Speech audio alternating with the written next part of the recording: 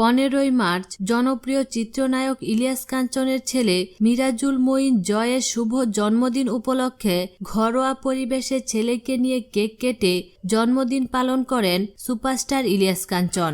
বুধবার রাত 11টার পর দিনের কাজ শেষে বাড়ি ফিরে ছেলেকে নিয়ে ঘরোয়া পরিবেশে কেক কাটেন তিনি। এরপর একটি ছবি তিনি তার অফিসিয়াল ফেসবুক পেজে পোস্ট দেন এবং ছেলের জন্মদিনে সবাইকে শুভেচ্ছা ও ধন্যবাদ জানান।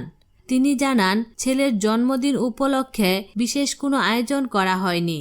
প্রতিদিনের মতো সকালে বাবা ছেলে অফিসে গিয়েছি, সারাদিন কাজ করেছি, রাতে বাসায় ফিরে ঘরোয়া পরিবেশে সন্তানদের নিয়ে কেক কাটা হয়েছে। তিনি তার সন্তানদের জন্য দেশবাসীর কাছে দোয়া চেয়েছেন।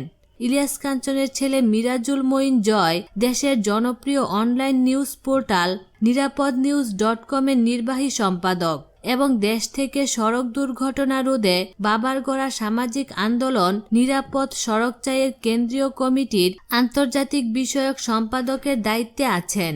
জয়ের শুভ জন্মদিনে সারা দেশ থেকে নিরাপদ নিউজ ও নিরাপদ সড়ক চাই কর্মীরা তাকে অভিনন্দন ও শুভেচ্ছা জানিয়েছেন।